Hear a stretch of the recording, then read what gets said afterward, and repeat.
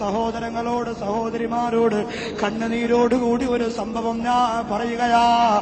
7 പെൺമക്കളുടെ കല്യാണത്തിന് വേണ്ടി പണം ചെലവഴിക്കുന്ന, ചോദിക്കാതെ തന്നെ സ്വർണം കൊടുത്തേക്കുന്ന, ആവേശത്തോടെ അടുത്ത വർഷം ഒരു പെൺകുട്ടിയെ അടുത്ത പെൺകുട്ടിയെ ഞാനതിനുള്ള സൗകര്യങ്ങൾ ചെയ്തു കൊള്ളാമെന്ന് ആവേശത്തോടെ വാക്ക് പറയുന്ന പ്രിയപ്പെട്ട മുസ്ലിമേ, എന്റെ നാടിനടുത്ത് കിളിമാനൂർ എന്ന് പറയുന്ന ഒരു സ്ഥലമുണ്ട്. ആ സ്ഥലത്തൊരു വിവാഹം കഴിഞ്ഞ മണവറ. ആ മണിയറയുടെ കളർ കടലാസുകൾ മാറ്റിയിട്ടില്ല, പൂക്കൾ മാറ്റിയിട്ടില്ല, മണിയറയുടെ മനോഹാരിത നഷ്ടം വന്നിട്ടില്ല. അവിടെയാണൊരു മരണം നടന്നത്. ഈ വിനീതനാണ് പൊതിയാൻ വേണ്ടി പോയത്. ആ മയ്യത്ത് പൊതിയാൻ ആ വീട്ടിന്റെ അകത്തേക്ക് കിടന്നു ചെന്നപ്പോ മണവറയുടെ കട്ടിലിലാണ് പ്രിയപ്പെട്ടവരെ പൊതിയാൻ വേണ്ടി മയ്യത്തിനെ കിടത്തിയിരുന്നത്. അത്ഭുതം തോന്നിപ്പോ എനിക്ക്. കല്യാണം കഴിഞ്ഞിട്ട് 3 മാസം മാത്രമാണ് ഭർത്താവിന്റെ ശരീരം പൊരിഞ്ഞെടുത്തു കൊണ്ടുവരുമ്പോ പ്രിയപ്പെട്ട ഭാര്യ അവസാനമായൊരു നോക്കുന്ന കാണണമെന്ന് പറഞ്ഞ് മുടിയെല്ലാം വാരിപ്പിരുന്ന് കിടക്കുകയാണ്. ആർക്കുമൊന്നും പറയാൻ കഴിയുന്നില്ല. പാവപ്പെട്ട പൊന്നുമോള് എന്റെ പ്രിയപ്പെട്ട ഇക്ക എന്ന് വിളിച്ചുകൊണ്ട് മയ്യത്തിന്റെ അടുത്തേക്ക് വന്ന് തല ചുവലിടിച്ചുകൊണ്ട് പൊട്ടിക്കരന്ന് പിടിച്ചുകൊണ്ട് അകത്തേക്ക് പോവുകയാണ്. മയ്യത്ത് കൊണ്ടുവരുമ്പോ 2-3 ഉപ്പമാരെന്നോട് പറഞ്ഞതാ, ശ്രദ്ധയോടെ കേൾക്കണേ, വളർന്നു വരുന്ന ചെറുപ്പക്കാരാ, അല്ലാഹു തരുന്ന പണത്തിന്റെ പവർ കൊണ്ട് എല്ലാം മറന്നുകൊണ്ട് ആനന്ദിക്കുന്ന, ആഹ്ലാദിക്കുന്ന, സുഖിക്കുന്ന, രസിക്കുന്ന യുവത്വമേ, ശ്രദ്ധയോടുകൂടി കേട്ടോ. 2-3 ഉപ്പമാര് പറയുകയാണ്, ഉസ്താദേ യവനതിന്റെ ആവശ്യമുണ്ടായിരുന്നോ? ഞാൻ ചോദിച്ചു, മരണമല്ലേ, അതല്ല കൊടുക്കുന്നതല്ലേ, അവൻ മനഃപൂർവ്വം ചെയ്തതല്ലല്ലോ. അപ്പോഴാണ് ഒരാള് പറഞ്ഞത്, ഉസ്താദേ 3 വർഷത്തിൽ കൂടുതൽ യവൻ ജീവിച്ചിരിക്കൂല എന്ന് തിരുവനന്തപുരം RCCയിലെ ഡോക്ടർ സർട്ടിഫിക്കറ്റ് കൊടുത്തരാ. പിന്നെ എന്തിനാണ് അവൻ കല്യാണം കഴിക്കാൻ പോയത് ഉസ്താദേ? പിന്നെ എന്തിനാണ് നിക്കാഹിന് വേണ്ടി ഒരുങ്ങിയത്?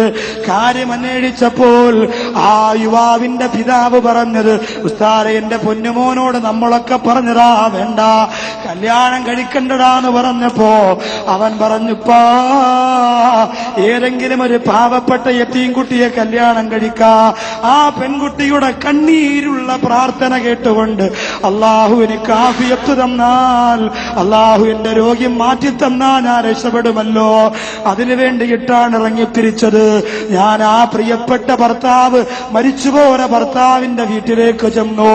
ഭാര്യയെ ഇറങ്ങി വന്ന് വെളിയിലേക്ക് ആ പെണ്ണിനോട് ചോദിച്ചു, സുന്ദരിയായ പെൺകുട്ടിയാണ്, പാവപ്പെട്ട 16-17 വയസ്സിനകത്ത് പ്രായമുള്ള പെണ്ണാണ്. ആ പെണ്ണിനോട് ഞാൻ ചോദിച്ചു, മരിക്കുമെന്നുറപ്പുള്ള ഭർത്താവിന് വേണ്ടി എന്തിനാണ് നിക്കാഹിന് സമ്മതിച്ചതെന്ന് ചോദിച്ചപ്പോ ആ പെണ്ണ് പറഞ്ഞ കണ്ണീരിന്റെ കരയുണ്ടല്ലോ. എന്റെ പ്രിയമുള്ളവര്, ഈ പാവപ്പെട്ട റൗസാറുവാക്കവിടെ കൽബിനെ തകർത്ത് കളഞ്ഞതാ.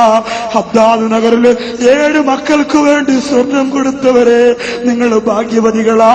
ഹദ്ദാദ് നഗറില് 7 മക്കൾക്ക് വേണ്ടി 6000 കൊടുത്തവരെ, 5000 കൊടുത്തവരെ, 10000 കൊടുക്കുന്നവരെ, നിങ്ങളൊക്കെ ഭാഗ്യവാന്മാരാ. ആ പെണ്ണ് പറയുന്നു, ഉസ്താദേ എന്റെ വാപ്പ മരിക്കുമ്പോ ഞങ്ങള് 4 മക്കളാണ്, 4 പെൺമക്കളാണ് ഉമ്മാക്കുള്ളത്. വാപ്പ മരിക്കുമ്പോ ഞങ്ങള് 4 പെൺമക്കള് യതീമീങ്ങളായ, വാപ്പയില്ലാത്ത 4 മക്കളാണ് ഉമ്മാരെ മടിത്തട്ടിലുള്ളത്. അവസാന ഉമ്മയാണ് ഞങ്ങളെ 4 പേരെയും വളർത്തിയത്. ബന്ധുക്കള് സഹായത്തിനില്ല, കുടുംബക്കാര് സഹായത്തിനില്ല. എന്റെ ഉമ്മ വേറെ ഒരു വിവാഹം പോലും കഴിക്കുന്നതിനെ കുറിച്ച് ചിന്തിക്കാറ് 4 പെൺമക്കളല്ലേ എന്ന് ചിന്തിച്ചുകൊണ്ട് കണ്ണീരോടെ ജീവിച്ചു. എല്ലാ വെള്ളിയാഴ്ചയാകുമ്പോഴും എന്റെ ഉമ്മ വീട്ടിൽ നിന്ന് ഒരുങ്ങിയിട്ട് പോകലുണ്ട്. എവിടേക്കാണ് പോകുന്നതെന്നറിയോ? ഓരോ ജുമാ നടക്കുന്ന പള്ളിയുടെ മുറ്റത്ത് പോയിട്ട് എന്റെ പ്രിയപ്പെട്ട ഉമ്മ ഷാള് വിരിച്ചിട്ട്, എന്റെ പ്രിയപ്പെട്ട ഉമ്മ കർച്ചീഫ് വിരിച്ചിട്ട്, 4 പെൺമക്കളാണ്, അവരെ ചികിത്സിക്കണം, അവരെ പഠിപ്പിക്കണം, അവരെ കൊണ്ട് പൈസ പിരിക്കുമായിരുന്നു. ഓരോ വെള്ളിയാഴ്ചയും ഞങ്ങൾ 4 പേരും കൂടി പൈസ എണ്ണി നോക്കാറുണ്ട്. ചില ദിവസം 850 രൂപ കാണും, ചില ദിവസം 1000 രൂപ കാണും, ചില ദിവസം 350 രൂപ കാണും. അങ്ങനെ പൈസ എണ്ണി എണ്ണി എണ്ണി എണ്ണി എന്റെ പ്രിയപ്പെട്ട ഉമ്മ 1ാമത്തെ മോളെ കെട്ടിച്ചു. 3 പെമ്മക്കളുടെയും കല്യാണം. എന്റെ ഉമ്മ ഓരോ പള്ളിയിൽ പോയി ഓരോ സംഘടനയ്ക്ക് അപേക്ഷ കൊടുത്തു. ഓരോ നേതാക്കന്മാരുടെ വീട്ടുവളപ്പിൽ പോയിട്ട് അവര് കൊടുക്കുന്ന കാശ് കൊണ്ട് വന്നാണ് നടത്തിയത്. എന്റെ വിവാഹപ്രായമായപ്പോ എന്റെ ഉമ്മാക്ക് ഷുഗർ ബാധിച്ചുകൊണ്ട് ഉമ്മാടെ വലത്തേക്കാല് പഴുത്തറച്ചിട്ട് എന്റെ ഉമ്മാടെ കാല് തുടയുടെ ഭാഗം വെച്ച് മുറിച്ചു കളഞ്ഞു. ഉസ്താദ്, തിരുവനന്തപുരം മെഡിക്കൽ കോളേജിലെ ഡോക്ടർ പറഞ്ഞു, ഉമ്മ ഇനി ഇറങ്ങി നടക്കാൻ പാടില്ല. 1.5 കാലം കൊണ്ട് എന്റെ പ്രിയപ്പെട്ട ഉമ്മ വീട്ടിലേക്ക് മടങ്ങി വന്നപ്പോ എന്റെ മുഖത്ത് നോക്കിയിട്ട് പറഞ്ഞു, പെണ്ണേ നീ ഭാഗ്യം കെട്ടവളാ. നിന്നെ പ്രസവിച്ചപ്പോഴാണ് നിന്റെ വാപ്പ മരിച്ചുപോയത്. നിന്റെ വിവാഹത്തിന്റെ സമയമായപ്പോ എന്റെ കാലുകൂടി പോയല്ലോ, ഇനി എന്ത് ചെയ്യുമെന്ന് പറഞ്ഞ് എന്റെ പ്രിയപ്പെട്ട ഉമ്മ ഓരോ ദിവസവും പൊട്ടിക്കരയുമായിരുന്നു. ഉസ്താദേ, അങ്ങനെ ഇരിക്കുമ്പോഴാണ് എന്റെ ഒരു കൂട്ടുകാരി വന്നിട്ട് പറഞ്ഞത്, പെങ്ങളെ നിനക്കൊരാലോചന വന്നിട്ടുണ്ട്. സ്ത്രീധനം കൊടുക്കണ്ട, 1 രൂപ പോലും കൊടുക്കണ്ട, ഒരു നാണയത്തൊട്ട് പോലും നിനക്ക് ചെലവില്ല, നിന്റെ ഉമ്മാക്കൊരു കാശ് പോലും ചെലവ് വരൂല. എനിക്ക് വളരെ സന്തോഷമായി.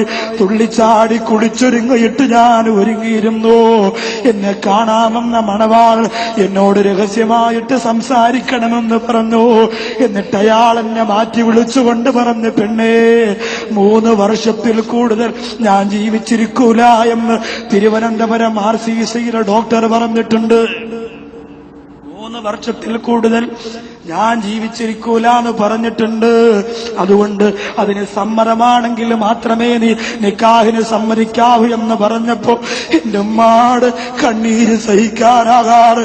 എന്റെ ജീവിതത്തിന്റെ സുഖം ഞാൻ മറന്നുപോയി, എന്റെ ജീവിതത്തിന്റെ സങ്കടം ഞാൻ മറന്നുപോയി, എന്റെ ജീവിതത്തിന്റെ ആഹ്ലാദം ഞാൻ മറന്നുപോയി. വാപ്പയില്ലാത്തവളായി പോയില്ലേ, അനാഥ പെൺകുട്ടിയായി പോയില്ലേ. അതുകൊണ്ട് ഞാനിനി എന്റെ വിധിയാണെന്ന് പറഞ്ഞ് സമാധാനിച്ചിട്ട് ഞാൻ എന്റെ പ്രിയപ്പെട്ടവനോട് പറഞ്ഞത്, ആരോട് പറയല്ല, എന്റെ ഉമ്മയോടും എന്റെ ബന്ധുക്കളോടും ആരോടും പറയരുത്, എന്റെ ഉമ്മയറിഞ്ഞാൽ വിവാഹത്തിന് സമ്മതിക്കൂല എന്ന് പറഞ്ഞുകൊണ്ടാണ് നിക്കാഹിന് ഞാൻ സമ്മതിച്ചത്. എന്നിട്ട് ഞാനെന്നും ദുആ ചെയ്യുമായിരുന്നു, റബ്ബേ 3 വർഷം പോയിട്ട് 3 മാസം പോലും എനിക്ക് എന്റെ ഭർത്താവിന്റെ കൂടെ മണിയറ പങ്കിടാനുള്ള ഭാഗ്യം അല്ലാഹു തന്നില്ലല്ലോ എന്ന് പറഞ്ഞുകൊണ്ട് പൊട്ടിക്കരഞ്ഞു പോയ തിരുവനന്തപുരം ജില്ലയുടെ അനാഥ പെൺകുട്ടിയെ പോലെ ഒരു പെൺകുട്ടി പോലും കാസർഗോഡ് ജില്ലയിൽ ഉണ്ടാവാൻ പാടില്ല.